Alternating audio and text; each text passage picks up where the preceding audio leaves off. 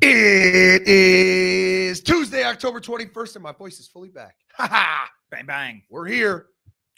Go Lions. What a fucking game. That was, you know what?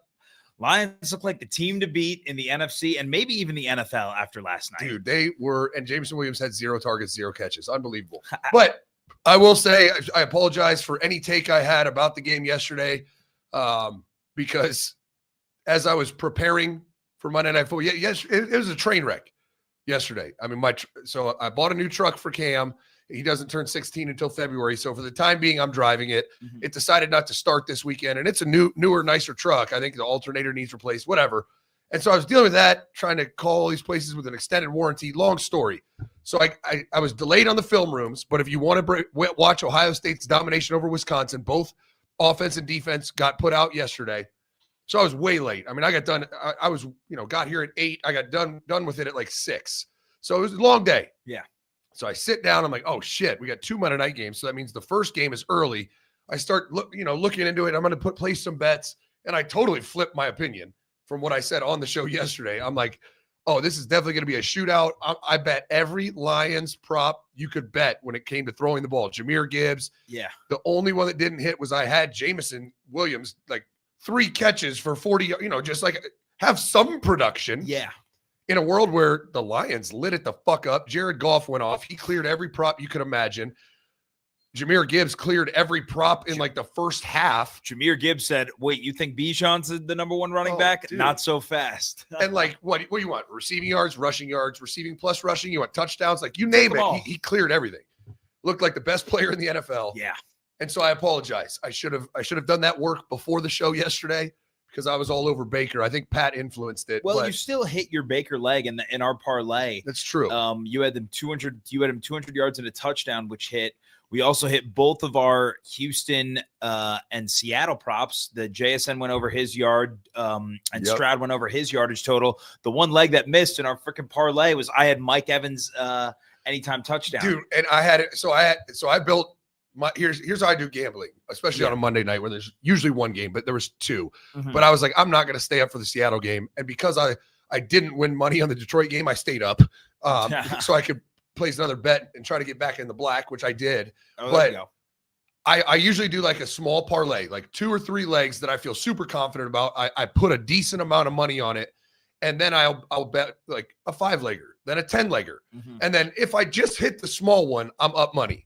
But if I'm right and sweep, those other ones, like I would have won $5,500 on the Lions game if I was right. Yeah. And obviously it didn't hit, or I'd be talking way different.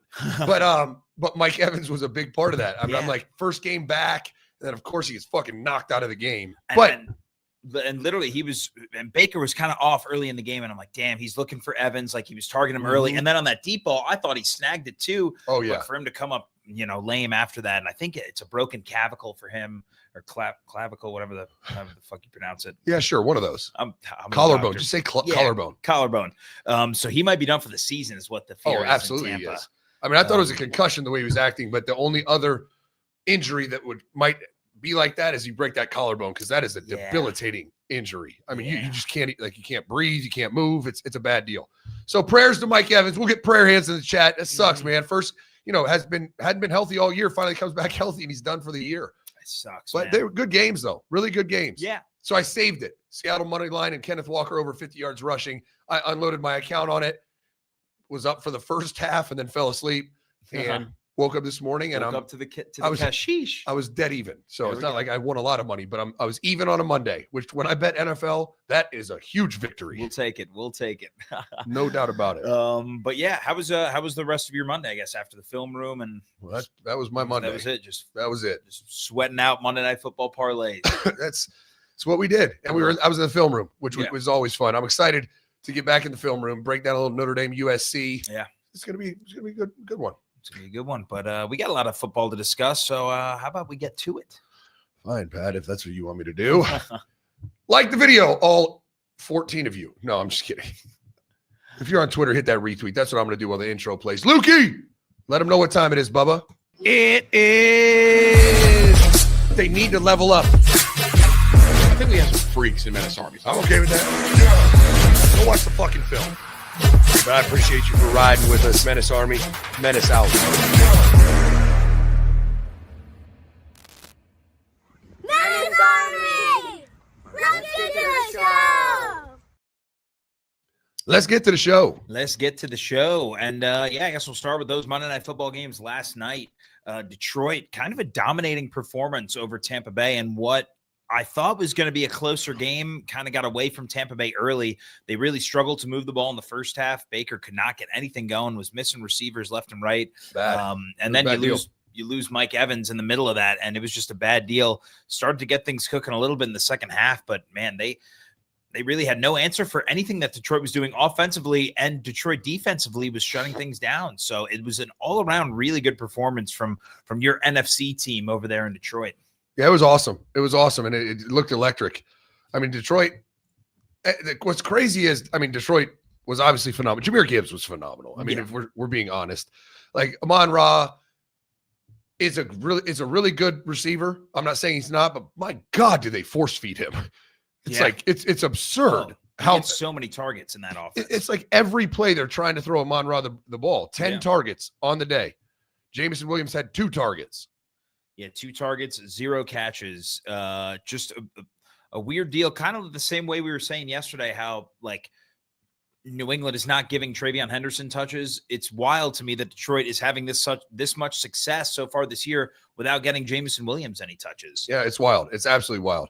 And I mean, Jahmyr Gibbs was a show, right? 218 total yards. Yeah. 3 catches for 82 yards. And usually when that happens, there's like 1 catch for 70. Nope.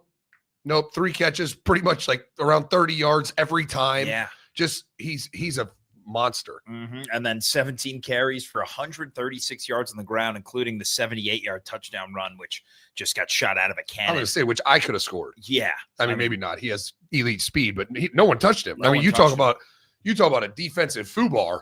I mean, there was just that shit when they drew up that play, that's how it drew up. Yeah. Like, and it just creased. But yeah, phenomenal game for Detroit. Yeah. They look really good. They look like, to me, that was a friendly reminder to everyone that they're still the team to beat in the NFC. Yes. Even though they, I guess Philly is technically the team to beat as the reigning Super Bowl champs. Detroit was the best team in the regular season last year. And to me, they seem like the more complete team so far this year through week 7. Absolutely. I feel like they're a team that will find themselves in the NFC Championship game should everything go well and they stay healthy. Meanwhile, Tampa, to me, this could be an NFC Championship preview. I think Tampa, fell behind early, kind of struggled to get going. The injury to Mike Evans didn't help. And this is also a Tampa team that is still without Bucky Irving and Chris Godwin. Yeah. So they've been, it seems like each week they're missing either a wide receiver or a running back due to injury. So they've yet to be fully healthy, and they're still sitting at 5-2. So yeah, once they're fully healthy, I think this would have been a better game. And I think we could see, if this matchup were to happen in the playoffs with both teams at full strength, I think we see a better for game. Sure. And it's Ford Field was rocking. I mean, it was rocking. That place looked electric. Shout out Detroit, man. Just decades of awful football. And now you're looking at the class of the NFC. Yeah, you really are. And shout out Dan Campbell. I mean, you lose both your coordinators in the offseason, and he's done a seamless, pretty seamless job of transitioning to these new guys. And yeah, they're clicking on all cylinders right now. Oh yeah. The other Monday night game, we had Seattle and Houston, kind of a decent game, right? Same, both games I think I had higher expectations for. Neither of them were as close as I would have predicted, but Seattle comes away with an 8-point victory over Houston. Houston kind of struggled to get going offensively for the majority of the game. They scored their lone touchdown late in the 4th, but CJ Stroud finished with 229 yards, a touchdown, and interception, and he was their leading rusher. Yeah, that's what's 25 wild. yards. That's if you want to know why the Texans are 2-4 right now. Yeah, they don't have a run game. I mean, the Seahawks got sexual on offense, 316 total yards, and JSN's the best receiver in the NFL. Oh my God. I mean, if we're being honest, I know there's historical bias when it comes to Jamar Chase and players, Justin Jefferson, but JSN is a monster. Yeah, it's crazy at this point. And I got to pull up the odds for the offensive player of the year. So Jonathan Taylor is the favorite. He's minus 140, but JSN at plus 430, the second best odds. He just needs to score more touchdowns. But not even, to win the award, I mean. To win the award, but still, you look at the season leaders for touchdowns on the year. Jonathan Taylor has, where is he? Touchdowns scored. Here we go. Jonathan Taylor has 11. JSN has, I guess I thought he had more than that. No, he has 3. That's what I'm saying. He just doesn't score touchdowns a lot, I guess. But he leads the league in receiving yards. He has 4 after last night. 4. So, yeah. Damn, I thought he had more than that for some reason. That's what I mean. Like, and for the he's killing it. Like, yeah, I think he this year has been the best receiver in the NFL. He leads the league in receiving yards. He scored 4 touchdowns, which is, in the top 25 of receivers. But to win the MVP award, he just needs to score more. Yeah, and Jonathan Taylor is getting hat trick after hat trick each week, it seems. Yeah. But some crazy JSN notes. He's now gone over 100 plus receiving yards in 5 of 7 games this year. For the 3rd game in a row, he's had 100 receiving yards and a touchdown catch. The touchdowns are starting to come 3 games in a row now. Yeah. That broke a tie for the longest streak in Seahawks history. Like you said, he leads the NFL with 819 receiving yards. No other player has more than 700. I was going to say, it's not even close, by the way. It's not even close right now. That's also a new Seattle franchise record for the most receiving yards through a 7-game stretch. He has accounted, this is the craziest part, he has accounted for 46% of the team's receiving yards. Nearly half of Sam Darnold's yardage through the air is going to JSN. And it's in a world where Sam Darnold had a resurgence with Justin Jefferson. Then he got dealt to the Seahawks. And it's like, oh, well, it was fun while it lasted. Now he's got the best receiver in the NFL this year. And Sam Darnold looks like the real deal again. Yeah. It's like Sam Darnold's like, I don't know. He's the quarterback that keeps on shining. Yeah. He's like the OG Daniel Jones. Mm-hmm. Oh, literally. It's wild. JSN with 819 yards. Jamar Chase has 629. That's 180 fewer yards. And he's second. And he's second. It's not just comparing 2 of the quote-unquote best. He is second in the NFL in receiving yards. And not just that, Zach. Jamar Chase has 8 more receptions than JSN. Dude, he's absolutely killing it. That's 16.4 average yards per catch, puts him at 11th in the NFL, which is still pretty impressive, considering he has 819 yards. The only player ahead of him that is even close in receiving yards with that many yards per catch is George Pickens, has 16.9 yards per catch and has 607 yards. I guess Emeka's pretty close too, 17 yards per catch for Emeka at 527 yards. Yeah. But what Jason's doing is absolutely unreal. And I think he's definitely worth a sprinkle if you want to take that offensive player of the year bet. Yep. And Seattle just kind of coming out of nowhere again. A lot of people, I feel like we're down on them heading into this year because you didn't know what to expect from Sam Darnold and JSN. Again, a team that, kind of let go of Geno Smith and we're let go of DK Metcalf. We're starting this new era. They're 5-2 right now, Zach, and look legit. The defense is starting to look like the Legion of Boom back in the day. Right. I mean, really shut down the Texans offense. And this was a bummer for me as someone who roots for Houston and CJ Stroud. But that Houston offense that was so dynamic the last 2 weeks kind of was stagnant again last night. There's no doubt. And JSN you just got to hats off, give him his flowers. He's failed to surpass 100 yards twice this year. Yeah.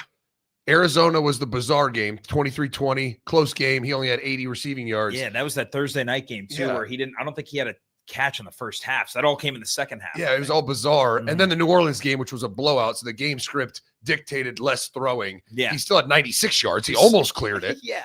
I mean, just absolute monster. Oh, 100%. He's an absolute beast.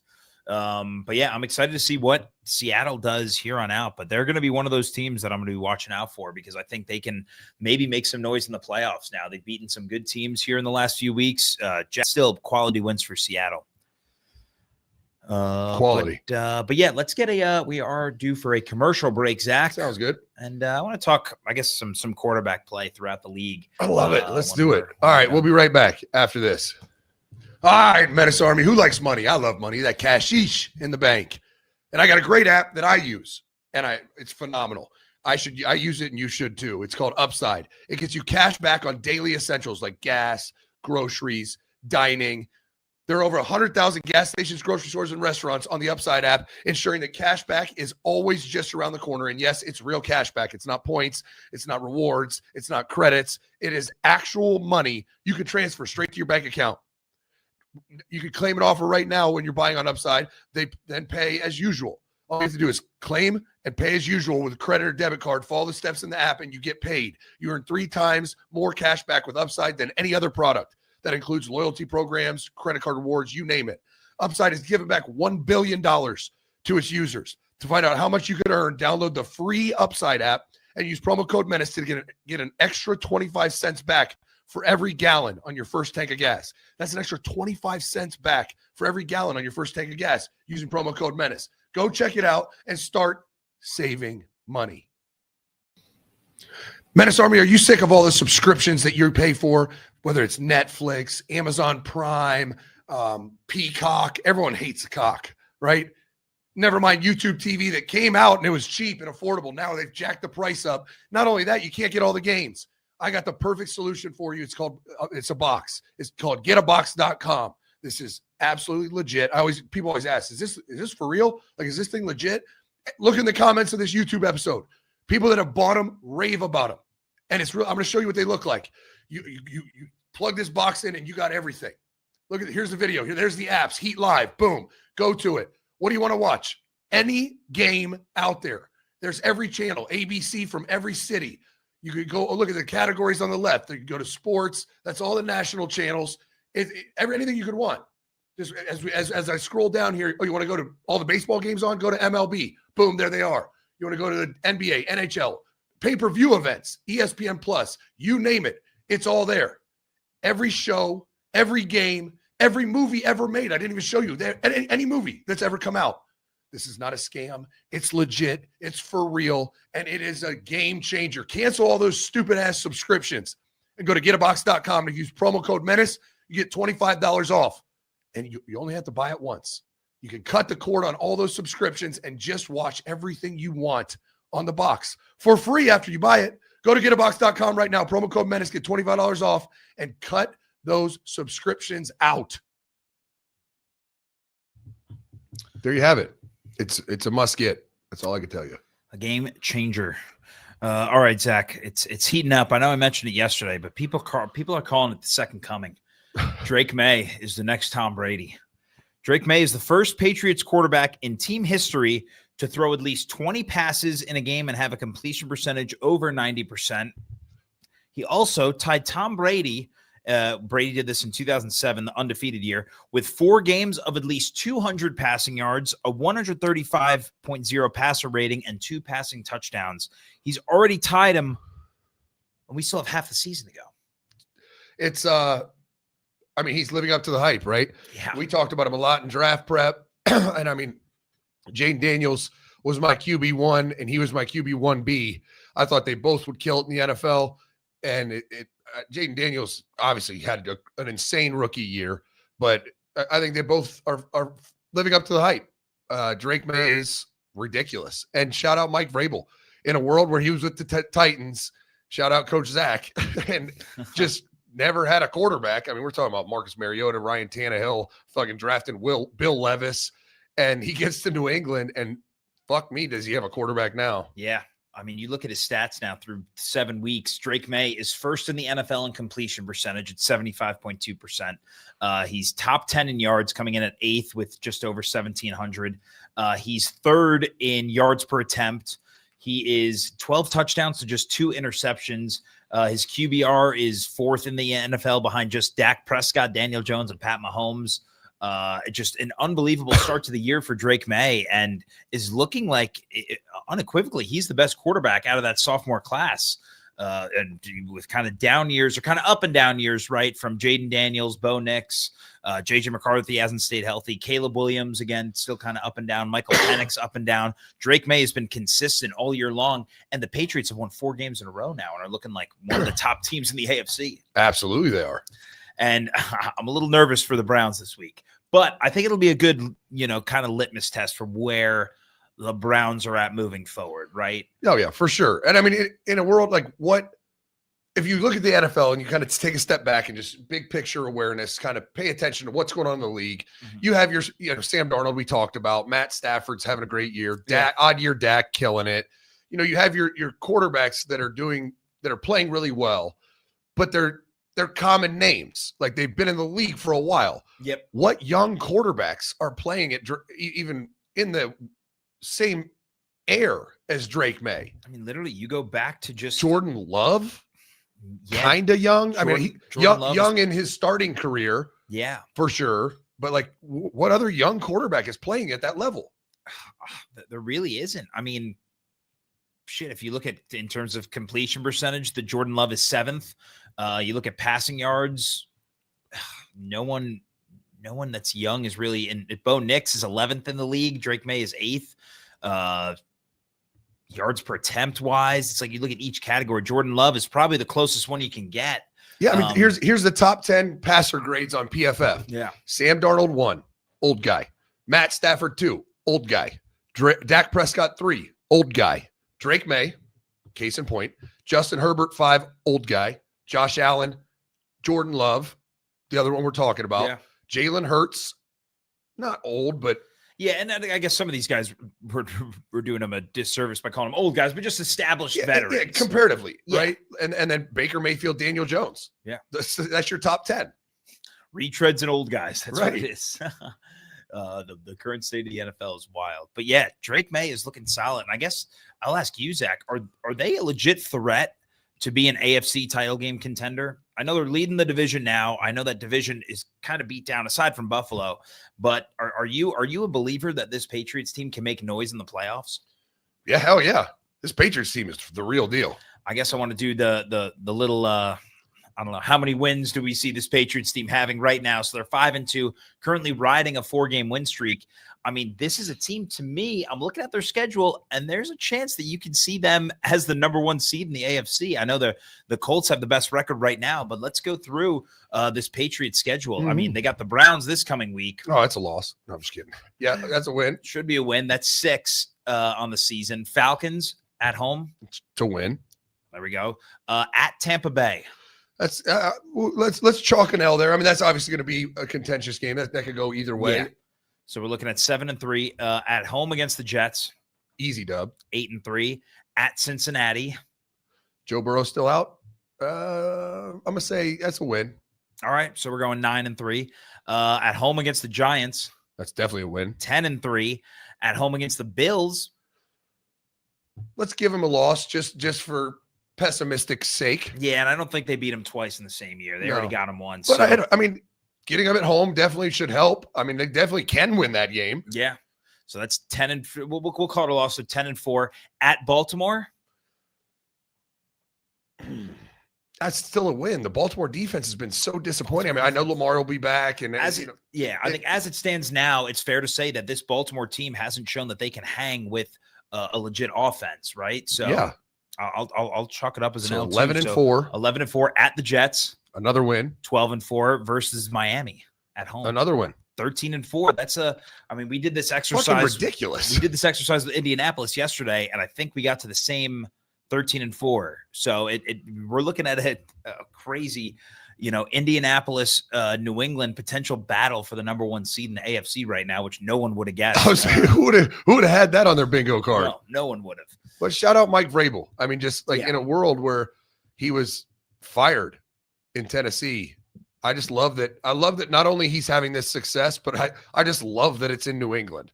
Just with his, playing career being there, it's just awesome. Yeah, I love it and I hate it too, because it's like, damn, New England had it good for so many years. They were starting to struggle for a little bit, and now it seems like they got a home run hire and a home run quarterback where they're just going to be at the top of the AFC all over again. You're going to have to deal with those New England, Boston fans that are, terribly annoying as it is. See, you're from the Northeast, so you feel it way more than I do. Yeah. I don't give a fuck. I don't even hear the Patriots fans. Oh my God. I know the Tom Brady era, that was a dynasty. So yeah, naturally that's going to be annoying as shit. But I don't know, I guess knowing Mike Vrabel makes it different for me. If it was still Belichick, Tom Brady, or even anyone else, I'd probably wouldn't be as thrilled for them, but I'm I love it. Yeah, no, I guess. I don't know. I'm being a little salty, but Clearly. All right. You mentioned it earlier, but odd year Dak, man, it's getting crazy. It's getting outrageous a little bit here.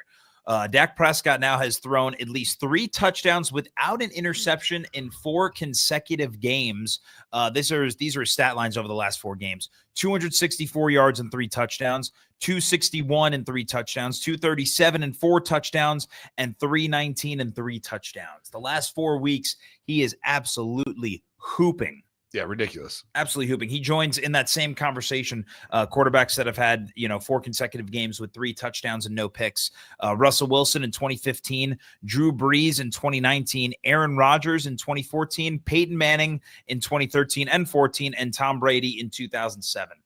I mean, he's putting himself up in GOAT conversation right there. Yeah, absolutely. 16 touchdowns, 3 interceptions. He's 3rd in the league in completion percentage. He's 2nd in the league in passing yards. Like, this is what we predicted all offseason. It's an odd year. Dak's going to hoop. Just, if you're a Cowboys fan, don't expect it next year. Even your Dak is fucking awful. But enjoy it. Enjoy it this year. If only you had a defense. Yeah, and it's funny because that defense is going to cost him an MVP award. Because this is the numbers that he's putting up right now. I mean, you just talked about it. Just top 5 in the league in almost every passing category. Absolutely hooping. But he has currently the 7th best odds to win MVP right now, plus 2,200, which I think is great value, but it's just that defense is what's holding back, because I don't think he's going to finish with a good enough record to warrant an MVP. Team success matters when you talk about NFL MVP, like Offensive Rookie of the Year. So some of these awards, like your team success doesn't matter, especially rookie awards. Yeah. When you talk about the overall MVP of the league, especially a quarterback, which it usually always is a quarterback, like your team success matters. Yeah. And I mean, you look at the players with a better odds ahead of him, right? Pat Mahomes is the favorite, which is wild because his team currently is out of the playoffs, but I think we're all projecting that the Chiefs will be in the playoffs when it's all said and done. But you look at Josh Allen, playoff team; Drake May, playoff team; Baker, playoff team; Matt Stafford, playoff team; Jared Goff, playoff team. Those are all 6 quarterbacks that are going to be playoff teams. And then there's Dak, and you're like, shit, I don't know if they're going to be in the playoffs. Like, how's Dak going to have a top 5 quarterback year and he's going to watch the first round? Like, this is Joe Burrow of last year, right? Why did Joe Burrow not win the MVP last year? It's exactly. He had a better year than Josh Allen, but the Bengals didn't make the playoffs. And it's like, sorry, Joe, your team sucks. Yeah, that's simple. I mean, you're looking at it right now. Dallas is sitting there at 3-3-1. They're in the 10th, I guess, currently the 10th spot in the NFC. Not completely out of it, but you look at the wild card race in the NFC is crazy right now. Detroit, Seattle, and the Rams are the 3 wild card teams, and they're all 5-2. Yeah. And it's going to be hard to catch any of those 3 right now with Dallas's defense sitting at 3-3-1. I guess 2.5 games back technically in that, or I guess 1.5 games back. With weird tie in there. But the Panthers and the Bears being ahead of the Cowboys at this point in the season is actually pretty hilarious as well. It's absolutely wild. But it's a wild year. I mean, just look what's going on in Indianapolis. Like, it's just, who would have thought? Yeah. Who would have thought that the Colts would be great? The Ravens suck. Like, it's just like so many wild storylines. And as we get deeper and deeper into this regular season now, we're like, God damn, this is just shaping up to be one of the wilder NFL seasons in some time. Yeah. With just so many unknown teams, kind of balling out of nowhere. And it's been really fun unless you gamble. Or unless you're a Browns fan, and each week has been pretty miserable. Except we got to win this past week. So not too. But again, as I was saying last night to my son, it's kind of a bad thing. The Browns are going to do what the Browns do. And that is win a handful of games and make you feel like, oh, this team doesn't suck. Then we're going to miss the playoffs and have the 15th pick or the 12th pick. And it's like, God damn it, why did we win those games? Yeah. And it's like, all right, I guess right now is a good chance for us to like evaluate like this upcoming week. I mean, is a good chance for us to evaluate how close this team really is to competing, because we've seen flashes throughout the first couple weeks now of the season. They had the big win against Green Bay. The defense looked really good against Cincinnati. Has had its up and down moments ever since that Green Bay win. But a lot of it you could attribute to the offense was just so anemic. And it has been anemic even after the quarterback switch from Joe Flacco to Dillon Gabriel versus this New England team on Sunday seems like a great chance to kind of really see where we're at moving forward, and if there's actually a chance to make the playoffs, right? Because if you're going to hang in with a New England team on the road, win or lose, if that's a close game and the Browns are, within a score late in the fourth quarter, then it's like, all right, this team can hang with the best. If they get blown out, then we know that, all right, that was just a really bad Miami team that we beat, and that was fool's gold. We're not actually good. Well, and that's the problem, right? We just beat, and I don't get me wrong. I mean, we beat them handedly, but it took arguably the best defensive performance in the NFL this season. Yeah. And it probably didn't take that. We didn't need that because we did beat them soundly. But that offense, our offense still didn't look great. The offense is still anemic against the Dolphins. And so we're going to rely on that type of performance to win games, even against bad teams. Yeah. Like I do think this defense can keep us in any game. And we'll talk about it in our Brown segment later. But yeah. I'm still ready to see Shedeur. Yeah, believe me, I've been there for a while. No, you do, but you do. But above nothing else, I just want to see the offense open up with and just see what Gabriel has, right? Because again, we are coming off a start by Gabriel where he had a 6.4 yards per attempt, which was the highest of the season so far for him in a single game, and that was in the pouring rain and shit. So again. We should have actually, I haven't even looked at the weather in New England this Sunday, but presuming that it's at least somewhat decent weather, it's time we see him air it out, right? Let it fly. Try something to get this offense cooking. Yeah. And really we got to see if Dillon Gabriel can compete at a high level or not. Because what he's doing now is just, again, and he's doing a good job at it, but they're just asking him to take care of the football. They're not asking him to do anything else. They're asking him to do what we thought Joe Flacco needed to do. Yeah. Like, just take care of the ball, complete some passes.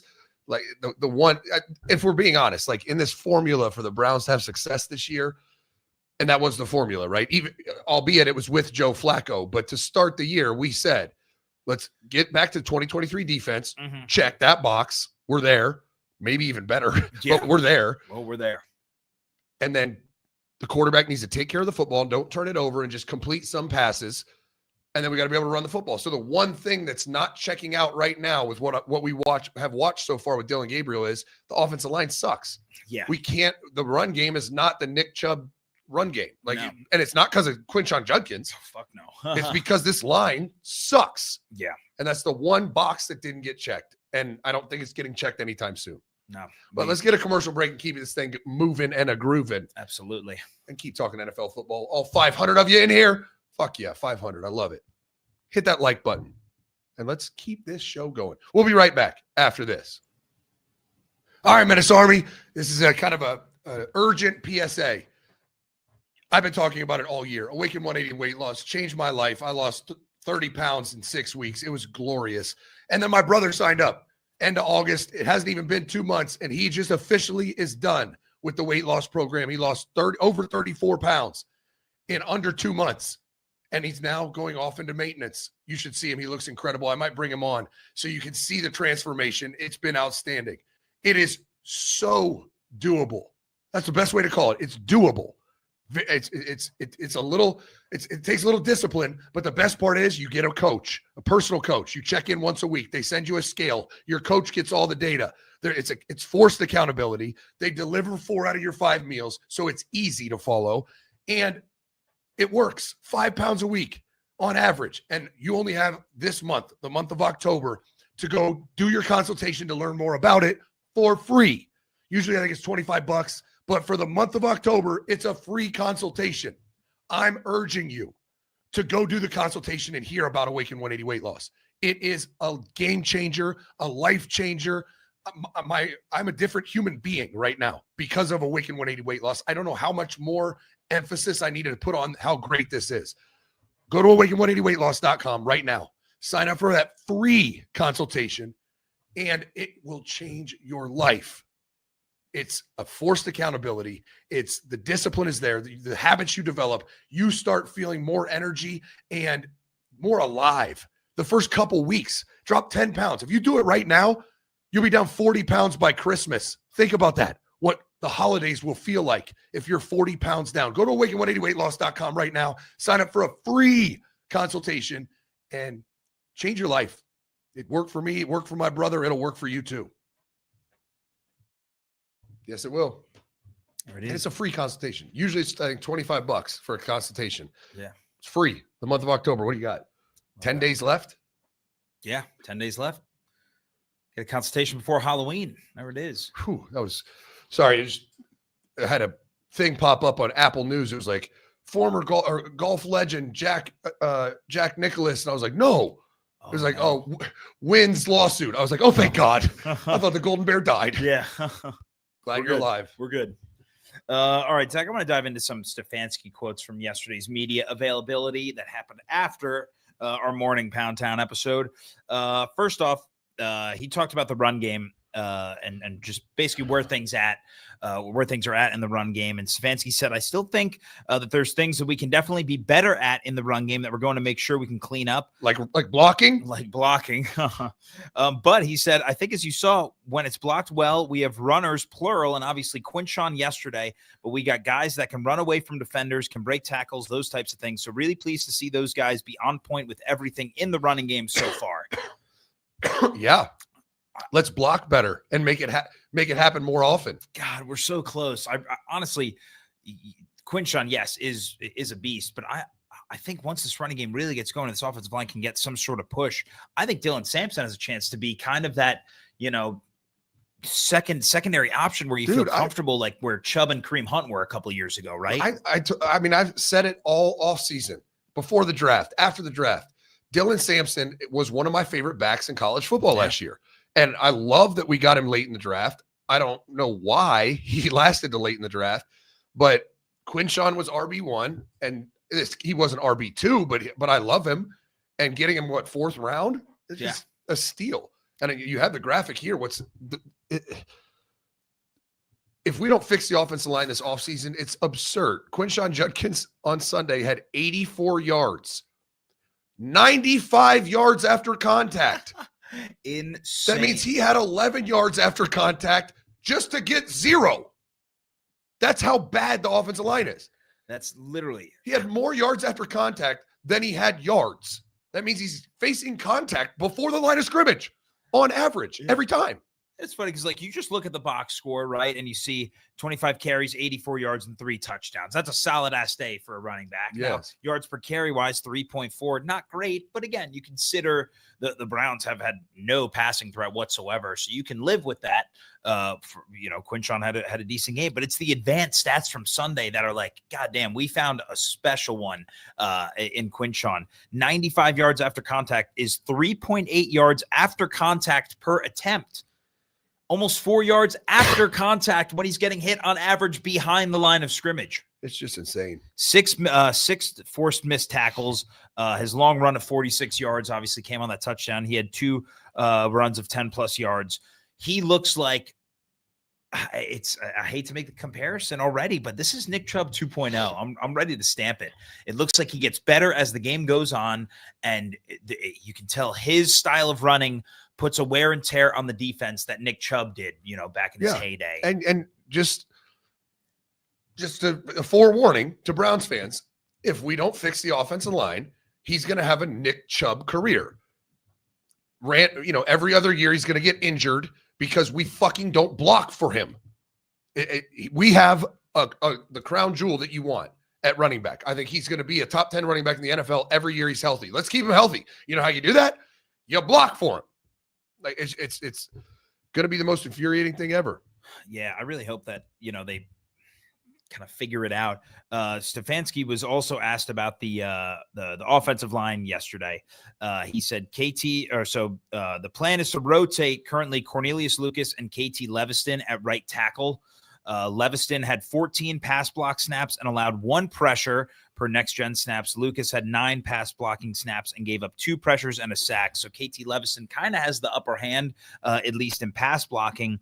And a lot of people were impressed. I saw one of the all 22 films from the Browns game go viral on Twitter, talking about Leviston on the big run by Quinshon that resulted in a touchdown. He had just a good run blocking, I guess, film breakdown from him. So again, hopefully this is a guy in Leviston that can kind of get, heat up, right? Catch some fire moving forward and lock down one of those tackle spots for the Browns. It's just been a revolving door so far this season. It really has. It's an unfortunate reality. Yeah, big time. I mean, we knew the quarterback play wasn't going to be great. Even if the rookie shined, like we weren't expecting much. I mean, you think about it, and we're going to talk about this in a bit, but like the quarterback play hasn't been great. Obviously, Joe Flacco was awful. Dillon Gabriel's a slight improvement, but still not very good. But like, we also don't have the receiving core to produce a great year for any quarterback. I mean, I really think that you could put anyone at quarterback. Drop Drake May off in Cleveland. This shit's not going to go well. Yeah. I mean, it might go better than it's going, but it's not going to go well. It's just until we support a quarterback, we don't even know. We won't even know if we have one. Yeah, and there's definitely some truth to that. The thing that I keep going back to is that, all right, Kevin Stefanski, you are an offensive-minded head coach, right? You're the play caller of this offense. Find ways to make it work. You've known all offseason, all through training camp, all throughout this season, like these are your weapons. Make do with what you have. Like there's got to be some sort of accountability on Stefanski's end to make this offense start going. But I do want to use this opportunity to talk about Stefanski and I guess his reaction to Dillon Gabriel's first 3 starts so far in the league. He said, obviously, Dillon's only 3 games into his career, and it's had some unique challenges. I mean, you think about the first 3 games for Dillon Gabriel. On the road in London for his first start against Minnesota, good defense. Then on the road in Pittsburgh against a division rival, again, another good defense. And then at home in that abysmal weather against Miami. So it's been 3 definitely unique challenges for Dillon Gabriel so far. Yeah. And Stefanski said to be able to play clean and take care of the football for this football team, and obviously getting his first win as a starting quarterback yesterday, I thought was good for him. Give me your overall grade for Dillon Gabriel through his first 3 starts, Zach. C. Okay. I mean, that's where I'm at too. Yeah, like what we asked him to do, he did, right? Yeah. He's not turning the ball over. He doesn't throw an interception yet. He's doing well. I mean, for what we asked of him, now we're asking nothing. So how good is that? I mean, he's 35th in the NFL in completion percentage. When you look at passer grade on PFF, the only quarterbacks who have a worse passer grade than Dillon Gabriel are Carson Wentz, Cam Ward, and Jake Browning. But to his credit, I think Cam Ward's going to be an NFL franchise quarterback. I think he's going to be good. Cam Ward and Dillon Gabriel right now, although different, are in similar situations. They have no help. Their offensive line sucks. They don't have receivers. It's like, okay, well, how good is Dillon Gabriel? I don't know. Like, let's go up here in our studio in the office and grab 5 guys and go try to play 7-on-7 against a competent high school team. It's not going to go well, even if I'm fucking Tom Brady. Yeah. I think definitely there's been things that I've liked from Dillon Gabriel. Again, the ability to not turn the ball over has been nice, but at the same time, like he's averaging 5.1 yards per attempt through 3 games. Now I know a lot of that has to do with the weather this past week and the defenses and kind of easing him into things moving forward. But at a certain point, you got to let him air it out, and you got to see what you have in terms of arm talent in a real game setting, and see what he does against this New England defense, which I think this is like the perfect opportunity, right, to get him going. You look at New England's defense, and I mean, it's not anything to write home about. They're 24th in PFF coverage grade.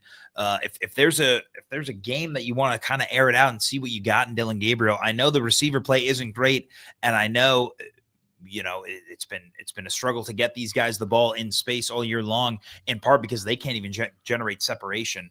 But you gotta, it's just so bad. Yeah, but you got to see what you have in Gabriel. So I think this is a golden opportunity for Stefanski to really open up the playbook. And if he doesn't, then I'm really starting to question what we're doing here. I feel like we say this every week, but I gave him a pass last week with the weather and stuff. But we're 3 games in, and I've seen nothing from Dillon Gabriel that leads me to believe that he is a franchise quarterback. It's just bad. Everything's bad. You look at the receivers grades in the NFL. Mm-hmm. Cleveland's highest graded receiver is Cedric Tillman at 85th, Jerry Jeudy at 88th, Isaiah Bond at 93rd. I think they found 2 studs in tight end. We have 2 great tight ends. We have 2 great backs, but it's the wide receiver position. Yeah. We don't have, I don't think, I mean, don't want to short sell what I think. I think Jerry Jeudy has some talent, can't catch the ball. Cedric Tillman I'd be okay with him being wide receiver 3. Isaiah Bond's a rookie. I think there's a chance he develops into a piece that we're not mad that he's on the team. Yeah. But like, who are you excited about at receiver? No one. No, right now it's hard to get excited about anything.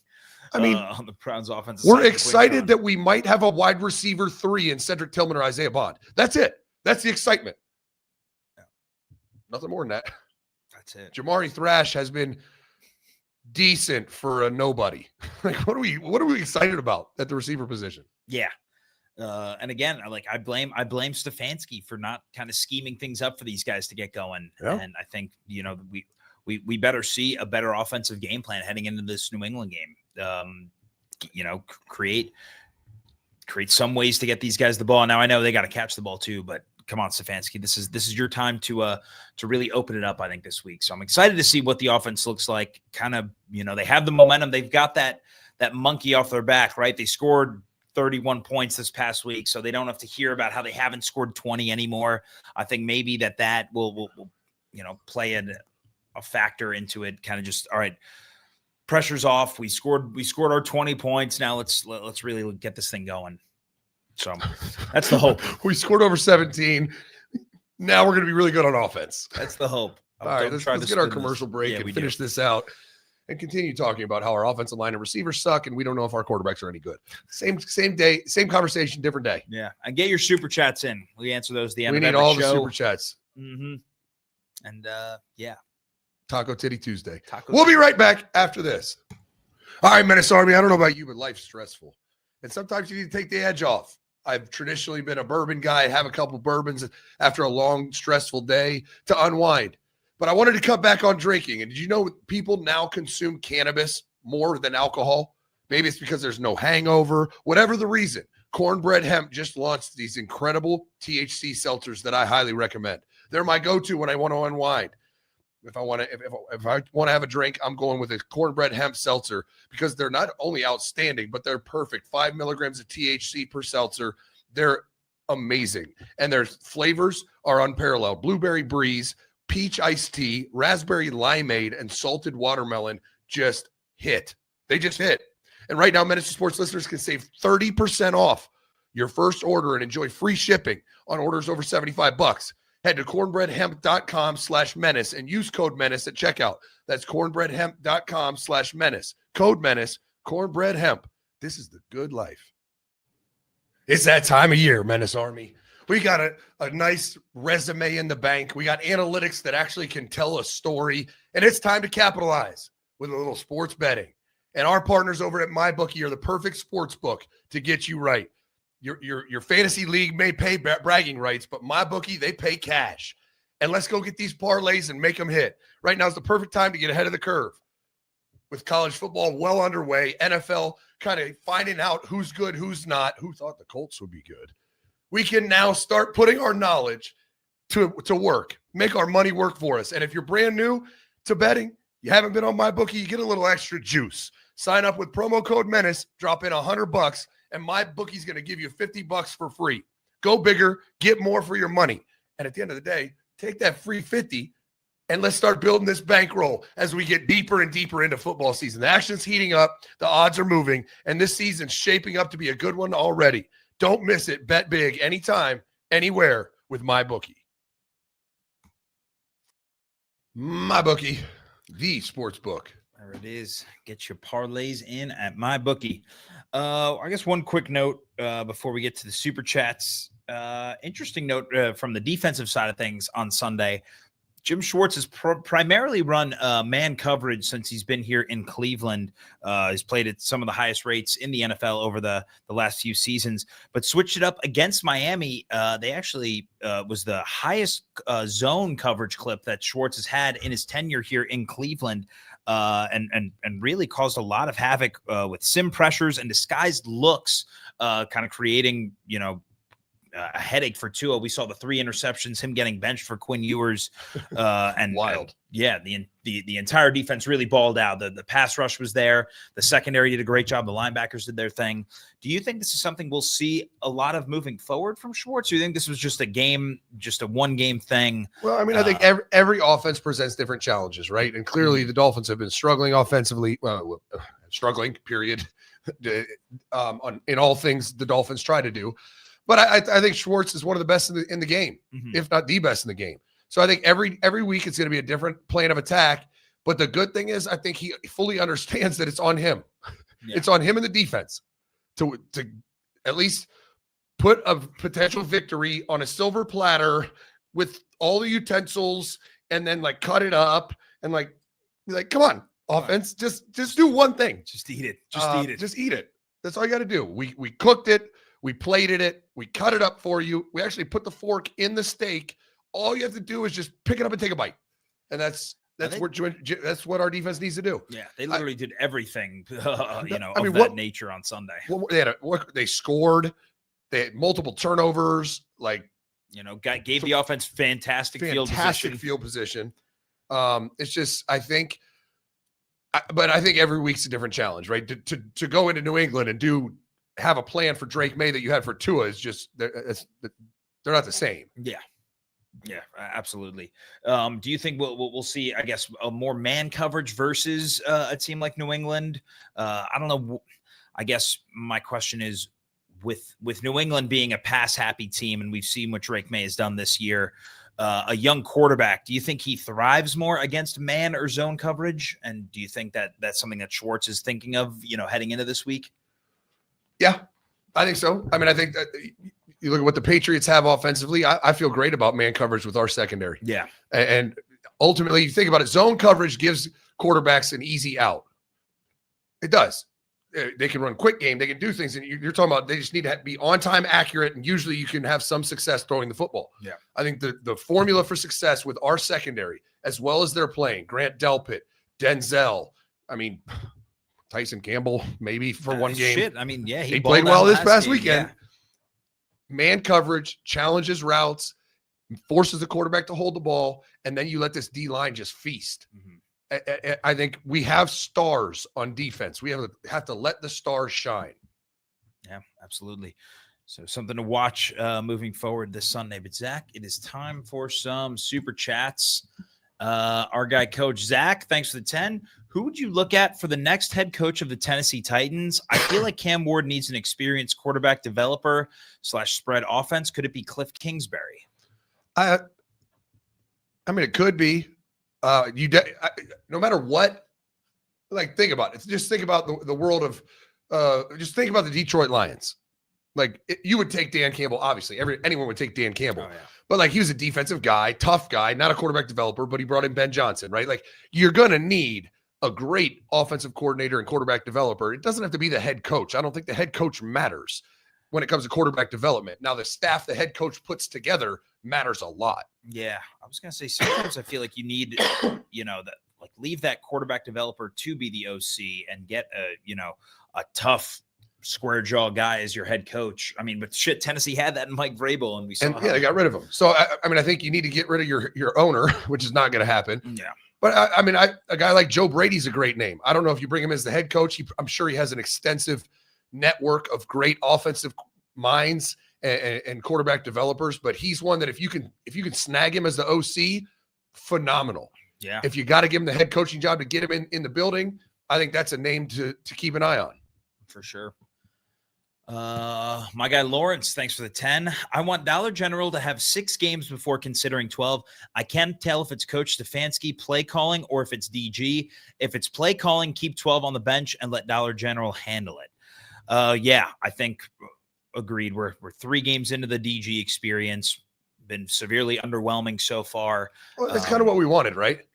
In no world did we want Shedeur, the plug to get pulled on Dillon Gabriel after a couple games and switch to Shedeur. No, we want a full body of work because you don't want to pull the plug too early because then if Shedeur doesn't do well, you'll plug that bitch back in. Yeah, it's no. I want to have a final decision on Dillon Gabriel and what we think his ceiling is, and do we think he can be a guy before we try to find out if Shedeur is. Like, no. Let's make sure Dillon Gabriel's not. We wasted, hopefully not, but we spent a 3rd round draft pick on him. Let's see what he is.